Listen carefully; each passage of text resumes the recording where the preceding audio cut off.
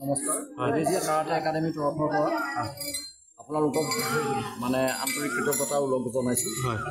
Bebejia karate academy 2021 চনৰ 4 অক্টোবৰৰ দিনা জন্ম হৈছিল। অতি চালুকীয়া অৱস্থাৰে আমি কাৰাটে একাডেমীখন মানে স্থাপন কৰিছিলোঁ।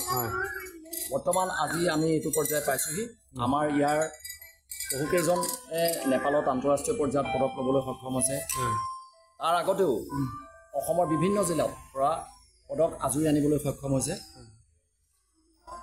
সপ্তাহটোৰ সোমবাৰ, বুধবাৰ আৰু শুক্ৰবাৰে আমাৰ ক্লাছ 4:30 বজাৰ পৰা আৰম্ভ হয়, 6:30 বজাত শেষ হয়। আৰু আমি চেষ্টা কৰিছোঁ যাতে ইয়াৰ পৰা আন্তঃৰাষ্ট্ৰীয় পৰ্যায়ত আমাৰ ল'ৰা ছোৱালীয়ে খেলি পেলাই দেশলৈ সুনাম অৰ্জন কৰিব পাৰে। আপোনাৰ বেবেজিয়া একাডেমী যিটো চলিছে, হয়, ঘাট প্ৰতিঘাটৰ মাজে আজি কেইটা বছৰ পাৰ হৈ গৈছে। এটা একাডেমী চলাবলৈ বহুত কথা আহে, অৰ্থৰ প্ৰয়োজন হয় বা প্ৰত্যাহ্বান হয়, কি কথা? আচলতে এইটো আমি ষ্টুডেণ্ট মানে ইয়াত যিখিনি আমাৰ শিকিবলগীয়া ষ্টুডেণ্টখিনি আহে, আমি তেখেতসকলৰ ফিজেদিয়ে আমি মানে একাডেমীখন চলাই আছোঁ। ইয়াত তেনেকুৱা বাহিৰৰ পৰা তেনেকুৱা কোনো ধৰণৰ আমাক সহায় সহযোগিতা নাই। আমি যিমানখিনি কৰিছোঁ আমি নিজেই কৰি আছোঁ। মানে আমাৰ গাৰ্জেনখিনিয়ে আমাক সহায় কৰিছে। চৰকাৰে কিবা চৰকাৰে এতিয়ালৈকে আমাক কোনো ধৰণৰ সাহায্য কৰা নাই। সেইটো হয়। আপোনালোকৰ ইয়াত যিটো প্ৰশিক্ষণ তাত যথেষ্ট গৰমো ইয়াত কাৰেণ্টৰো ব্যৱস্থা নাই। সেইটো হয়। আমি নিজাববীয়াকৈ কাৰেণ্টৰ ব্যৱস্থা কৰি লৈছোঁ, মানে চাৰ্জ লাইট আনি পেলাই জ্বলাই পেলাই আমি তেনেকৈ পোহৰৰ ব্যৱস্থা কৰি ৰাখিছোঁ। 31 মে' আৰু 1 জুন তাৰিখে নেপালৰ কাকাৰ ভিতৰত অনুষ্ঠিত হৈছিলে 10th ইণ্টাৰনেশ্যনেল মেয়ৰ কাপ। তেওঁলোকেতো প্ৰতি বছৰে বছৰে পাতে, এইটো তেওঁলোকৰ চৰকাৰী গেম।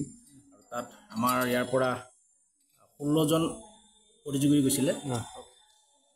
16জন প্ৰতিযোগী আটাইকেইজনেই পদক পাবলৈ সক্ষম হৈছে। তাৰে আমাৰ বেবেজিয়া ক্লাবৰ যি 6জন গৈছিলে, তেওঁ 6জনে মেডেল পদক মানে লাভ কৰিছিলে। তাত মেয়ৰ কাপত আপোনাৰ কি কয় ভূটান, বাংলাদেশ, শ্ৰীলংকা আৰু ইণ্ডিয়া। আমি ভাবিছিলোঁ আচলতে অসমৰ পৰা গৈছিলোঁ যে আমি ইণ্ডিয়া হৈ গৈছিলোঁ, আমাৰ ইণ্ডিয়াৰ টীম হৈ গৈছিলোঁ আমি। আৰু শ্ৰীলংকাও আহিছিলে। তাত সৰু সৰু ল'ৰা ছোৱালীৰ ভিতৰত বহু সংখ্যক হৈছে আৰু প্ৰতিযোগিতাখন উন্নত মানদণ্ডৰ হৈছে। আৰু ইণ্ডিয়াই কিমান মেডেল পাইছে? হৈছে ইণ্ডিয়াৰ মেডেলটো বহুত আহিছে, মই এপ্ৰক্সিমেট ক'ব নোৱাৰিম। চব ভাগ হৈ গৈছেতো। কিন্তু আমি অসমৰ পৰা যিমান গৈছিলোঁ আমি সেইটো আমাৰ মাথাত ঘূৰি গ'ল। তাৰমানে অসমৰ পৰা কিমান গৈছিলে? অসমৰ পৰা প্ৰায় 100 মানে প্লেয়াৰ গৈছে। নগাঁও জিলাৰ পৰা? নগাঁও জিলাৰ পৰা 18জন। নগাঁও জিলাৰ 18জন, বাকীখিনি বেলেগৰ। নগাঁও জিলাৰ 18জনৰ পৰা কিমানজনে মেডেল পালে? 18জনৰ পৰা 18জনেই মেডেল পাইছে। মানে দুটাকৈ, কোনোবাই 2-1হে এটা পদক পাইছে। বাকী ধৰক প্ৰায়খিনিয়ে দুটা পদক পাবলৈ সক্ষম হৈছে। বেবেজিয়াৰ পৰা যি 6জন গৈছিলে, 6জনেই দুটাকৈ পদক পাইছে। চিলভাৰ, গ'ল্ড, কোনোবাই ব্ৰঞ্জ। আৰু চকলাঘাটৰো পাইছে নেকি? চকলাঘাটৰো পাইছিলে। চকলাঘাটৰ পৰা 3জন গৈছিলে, 3জনে পাইছে দুটাকৈ মেডেল পদক। আপুনি বেবেজিয়াৰ কেৰাটে যি আপুনি শিকায়, কিমান দিনৰ পৰা ইয়াত শিকাই আছে? ইয়াত 2021ৰ পৰা। হয়। আৰু ক'ত শিকাই? বেবেজিয়া কোন জেগাত থাকে? বেবেজিয়া ৰংগমঞ্চই কয় না, এইটো ৰংগমঞ্চ।